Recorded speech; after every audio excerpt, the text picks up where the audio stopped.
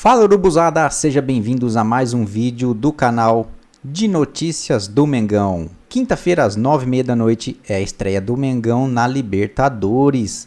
É contra o Deportivo Táchira, é um time relativamente fraco, mas se tratando de Libertadores, cara, fica difícil subestimar, né?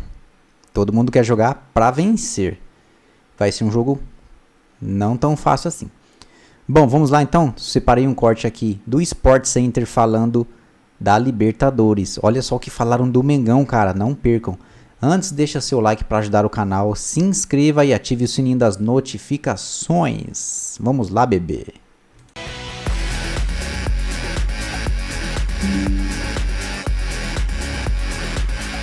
Vai começar a fase de grupos da Comebol Libertadores.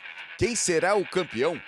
Mais uma vez, um time brasileiro vai ficar com a taça? Se isso acontecer, terá um toque especial, histórico. Finalmente, depois de mais de 50 anos, podemos alcançar os argentinos em número de títulos.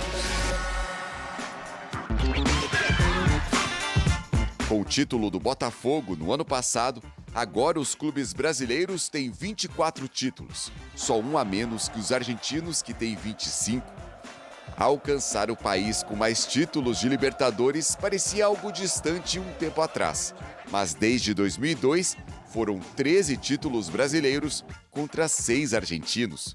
E os últimos 6 campeões, todos times do Brasil.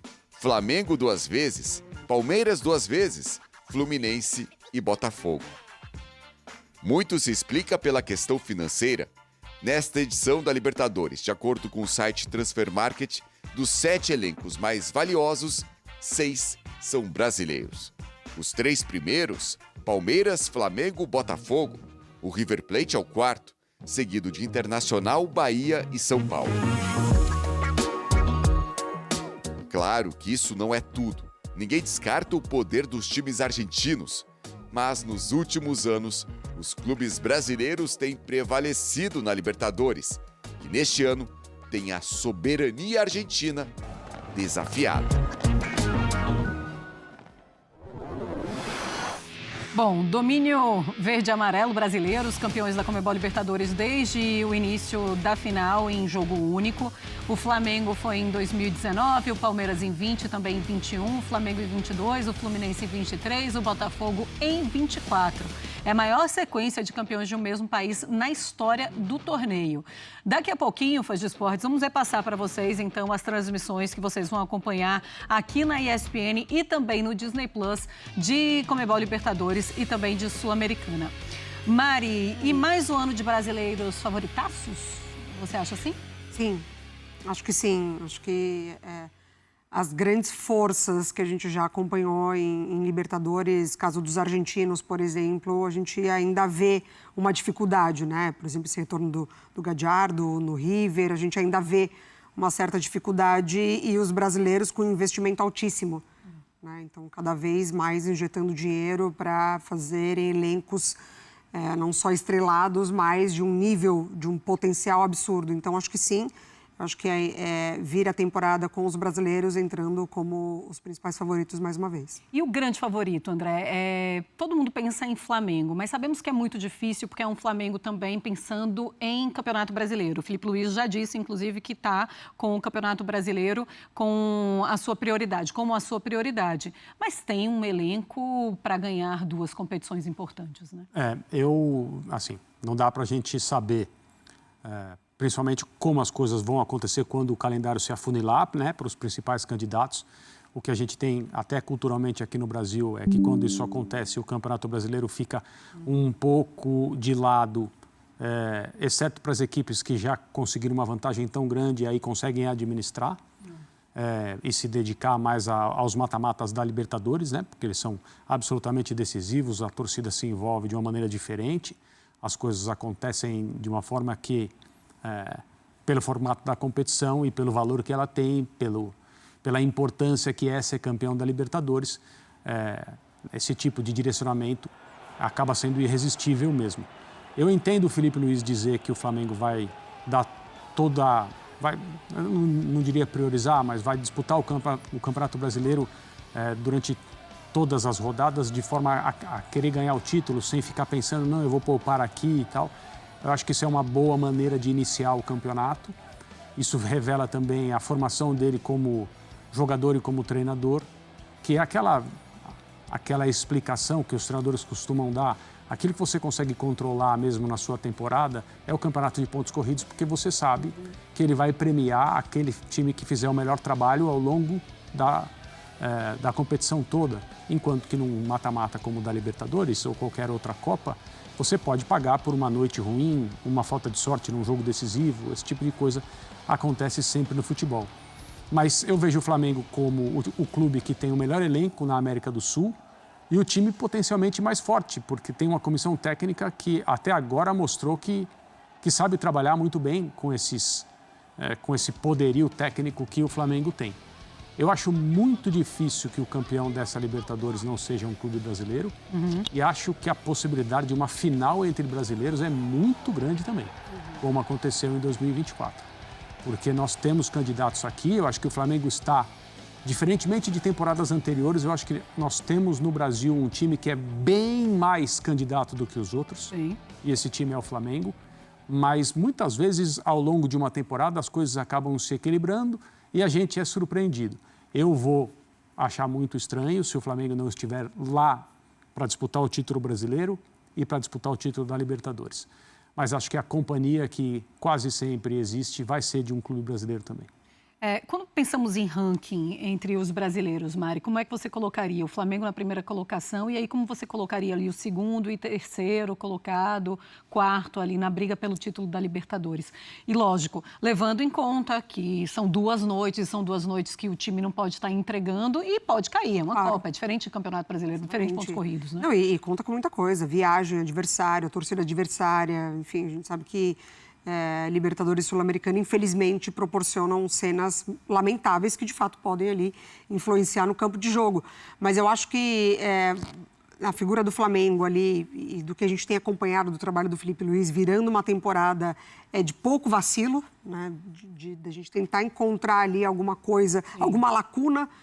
Claro que não é um trabalho perfeito, é claro que não é um trabalho que já bateu no teto, mas ele consegue contornar possíveis problemas dentro da equipe. Ô Mari, ele está muito acima de um segundo colocado no brasileiro, entre times brasileiros? É que eu acho que ele está com as coisas mais resolvidas, melhores resolvidas. Ele tem menos, talvez, problemas ou questões a resolver. Assim. A gente não imagina, talvez, que numa janela de meio de ano o Flamengo vá atrás de peças que podem, de fato, interferir ali no coletivo, no trabalho, na maneira, né, que você precisa de adaptação. Falo isso muito por conta do Palmeiras. Sim. Então, assim, é claro que a gente não vai descartar o Palmeiras de maneira alguma. A gente está falando do principal treinador hoje de títulos, né, em relação a títulos. Então, assim, fica essa questão. Será que é tempo suficiente para um grupo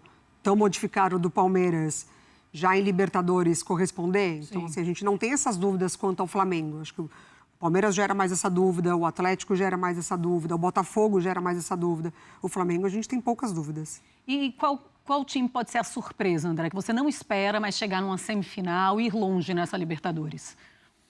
Ou nenhum desses times é surpresa chegando longe? Não, eu não acho pela grandeza, né? E porque esses times estão acostumados a fazer isso, né? Na sua história, o Palmeiras, o Atlético Mineiro. Na Sul-Americana, né? Na Sul-Americana, claro.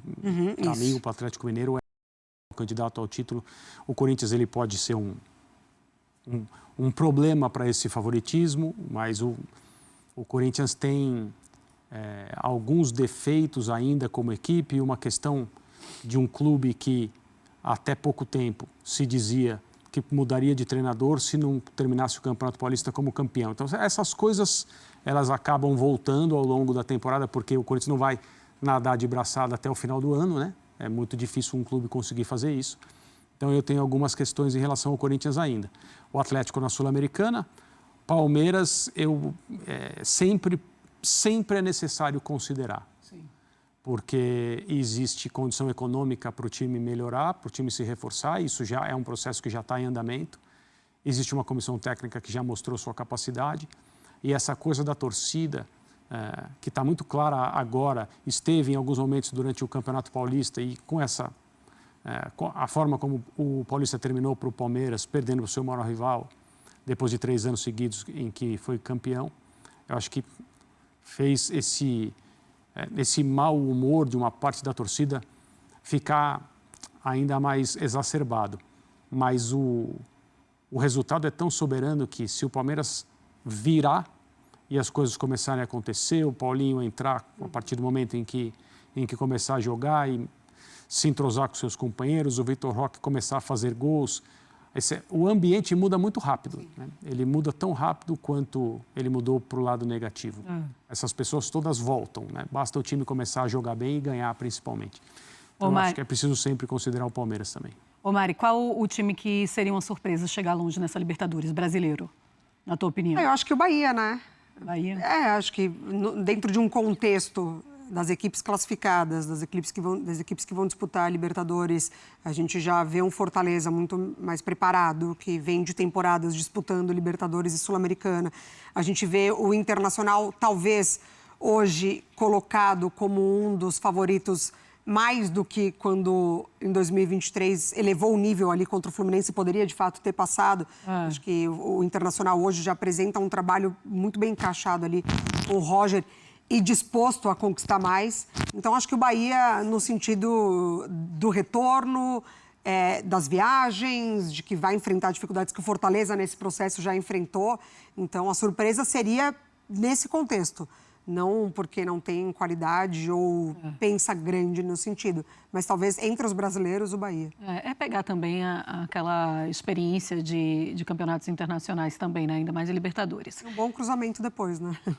E depois tem isso. Avançando. Pois é, e ainda já vai começar com o Internacional, né? Exatamente. Falando em Bahia Internacional, o jogo que você acompanha, as transmissões, todos os jogos que vocês acompanham conosco esta semana, fãs de esportes. Nesta quarta-feira, 9h30, tem Tajeres e São Paulo.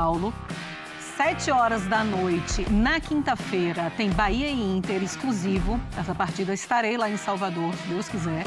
Na quinta-feira, um pouco mais tarde, 9h30, Deportivo Táchira e Flamengo, também exclusivo, fãs de esportes. E aí, Sul-Americana, tá? Amanhã, 7h, tem União Santa Fé e Cruzeiro. 9h30, Once Caldas e Fluminense. 9h30, também exclusivo, Cienciano e Atlético.